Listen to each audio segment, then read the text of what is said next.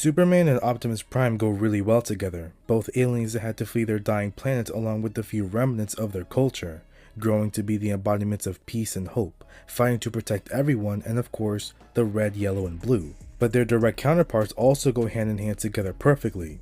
Two great genocidal leaders who are desperate to bring back their planet that has fallen, through any means necessary, even if it means taking over the new planet of their enemy. General Zod of Krypton and Megatron of Cybertron. I'm surprised no one has made any sort of matchup between the two. No power scaling, no comparisons, nothing. They fit each other so well, but their matchup is pretty much unheard of. Characterization is one thing, but what about power scaling? I originally wanted to make a simple versus video between them, but after finding out how strong the Bayverse is, then at this point it's really a video on why this matchup isn't close. For these two versions, we'll be using DCEU General Zod with scaling from the Flash against Bayverse Megatron. Starting with General Zod, we're going to have to scale him to pre-resurrection Superman, so Man of Steel and BVS, because after Superman was resurrected in Justice League, he did achieve a power boost and it wouldn't make sense to scale him when Superman's outscaling Black Adam. General Zod scaling to Superman would max at around island level at a low end to multi-continental.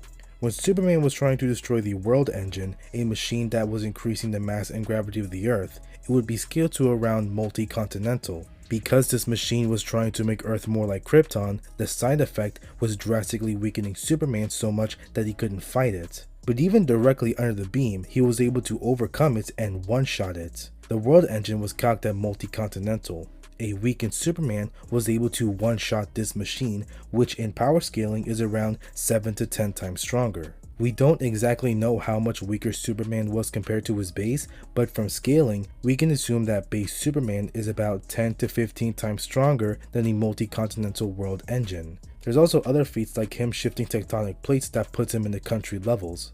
I do think being 10 to 15 times stronger than multi-continental should put you at least moon level, but there's also other scaling that puts Superman around planet level, such as Wonder Woman comparing him to a younger Steppenwolf, who was able to fight the original Doomsday of Krypton and smashed apart the moon, of course putting it at moon level. Current Steppenwolf is considered near the level of a young Darkseid, who does have feats about destroying planets, which you could take as a hyperbole, but someone like him is going to be saying this very literally. General Zod has consistently matched to even overpowering base Superman at times. There is room for argument on Zod and Superman's fight. You could say that Superman kept holding back against Zod to avoid damaging the area and because he didn't want to kill him, which is true, but you could also say that Zod should still scale to Superman even after Superman's decades of absorbing the sun compared to maybe a couple hours that Zod had. Either way, I would want to put General Zod's AP and DC the same as base Superman, who I think at a low end is really deep into multi-continental than onto planetary. As for speed, General Zod is easily faster than light. The same Superman who was so weakened by the World Engine was able to escape the black hole, which of course would require faster than light speed, since the gravitational pull of a black hole is so strong, even light can't escape it. I made the argument in my previous video that sometimes a character's travel speed can equate to their combat speed, since they need to be able to react when they're flying at a high speed to avoid hitting anything. Not only that, Zod has tagged Superman multiple times when he's flying, and Superman's flying speed is equal to his combat speed. In the Flash movie, the average Kryptonian that only started getting dosed by the sun was fast enough to tag the alternate Barry. Yes, this was Barry who just started using his super speed, and he did underestimate the Kryptonians, but still, the average Kryptonian is already insanely fast. During this scene, they both easily dodged the laser beams from the Kryptonian ship, and Barry needs to run faster than light to time travel. Multiple times, Zod was able to react to Barry, pretty casually sometimes while he was fighting Kara. Zod's durability does scale to his strength and to base Superman. Only reason he was able to kill Zod was by snapping his neck. Every other attack wasn't able to put him down. Overall, Zod's pretty stacked with his scaling. You're able to put him at multi-continental to planet level, even if you're just scaling him off pre-resurrection Superman. His durability is the same and his speed is faster than light. But is all of this able to overcome Megatron? Megatron at a base level scales to some of the strongest characters like Prime, The Fallen, and Quintessa. He's always overpowered pretty much every Autobot and even Decepticons besides characters like Optimus and Sentinel Prime. But even then, he was rusting away in the third movie. Megatron scaling, like Zod and Superman, can be lowballed or highballed. The movies don't show many direct feats, but a lot of scaling can be used for his strength. A feat he has in Revenge of the Fallen, after he was resurrected and a lot weaker than before, he was able to swim from the bottom of the Laurentian abyss all the way to the surface in about 30 seconds. Right before he broke the surface, he smashed through a Topeka submarine that can reach over 6,000 tons if full. This was Megatron when he immediately was resurrected with a weaker body. Now, a lot of people may wonder why this matchup isn't close, if Megatron's doing all this while weakened, and his other feats are things like flying through buildings. But what really makes this matchup not close is the scaling. Megatron, when he became Galvatron, was powered with a black hole.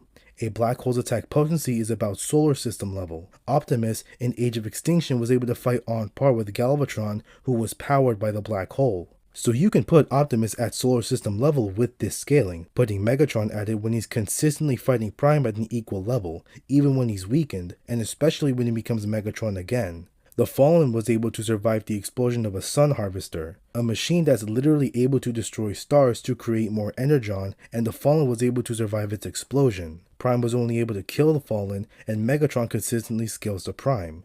There is the argument that only a Prime can kill the Fallen, but it's a whole other argument that Megatron always scales equal to Prime, with this scaling at the very least putting both of them at either large planet to star level. The Allspark in the Bayverse was what created the universe. Optimus Prime's spark is almost equal to the same Allspark that created the universe, and in Revenge of the Fallen, Megatron was able to pierce through his chest and blast right through his spark. Yes, there's the argument when Megatron snuck up behind him that he still has the spark, but at the end of the day, he still shot through the spark. If he didn't, then he wouldn't have been able to literally kill Prime. So we have General Zod, who consistently scales to multi-continental to even planet level, only scaling him off pre-resurrection Superman. Megatron's lower feats are putting him at large planet to solar system level already. Now for the sake of the argument, let's scale General Zod to current Superman, who scales so much higher than current Steppenwolf and is confirmed to be able to outright kill Black Adam. Younger Steppenwolf was able to fight the original Doomsday.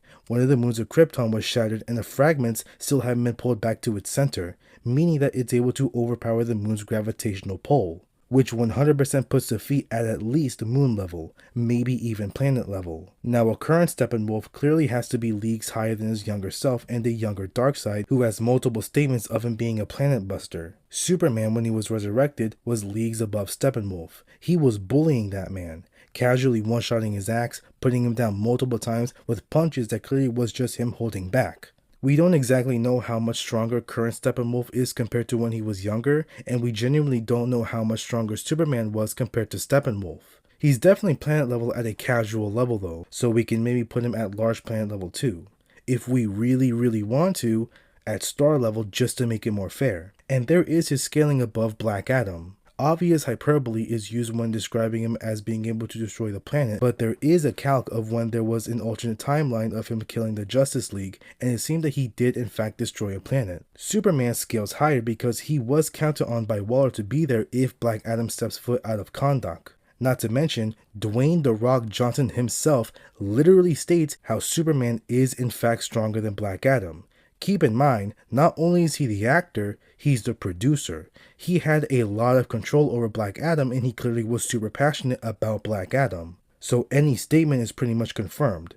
However, there is also scaling of him being stronger than the Scarab. Yes, the Scarab is in James Gunn's DCU, but if you want to scale Superman above the Scarab, then he's about dwarf star level, with how the Scarabs are confirmed planet busters, and this feat of a Scarab one-shotting a planet being calculated dwarf star level. I already have Zod at massively faster than light, since he is able to consistently tag both Barrys who need to be traveling at faster than light speeds to time travel, but if you want, you can use Superman being massively faster than light from when he fought the Justice League, and light speed characters like Wonder Woman who appear to be in slow motion. So even if you want to give Superman all of this, and even if you want to scale General Zod at that level, dwarf star level with massively faster than light speeds, it still won't compare to Megatron. Megatron is already large planet to star level, scaling him off Prime who destroyed the Fallen. He's also of course stronger than Bumblebee who killed Quintessa, who is large planet level.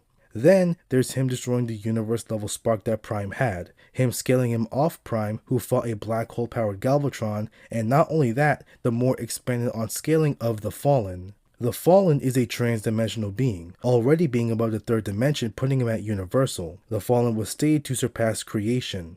What is all of creation in the Bayverse? It's revealed that it is in fact 17 dimensions. If the Fallen is able to destroy 17 dimensions, then he should be put at Hyperversal, putting Optimus at Hyperversal, and of course Megatron as well. And of course, you can also try to scale immeasurable/infinite speed, since the Fallen is able to jump between dimensions. So General Zod at a low end is multi-continental. Scaling him higher, he's planet level. If you genuinely want to scale him to current Superman just for the sake of the argument, then he should be dwarf star level with massively faster than light speed. While Megatron at a low end is already planet level. Scaling him higher would have him at large planet to star level, and even higher would have him at universal to at most hyperversal. He'd be massively faster than light since Prime can fight him in his jet form, which is already massively faster than light, and if you want, you can scale him to immeasurable speed from the Fallen. General Zod himself is already strong, without needing to say that he's as strong as current Superman, but even the lesser feats of Megatron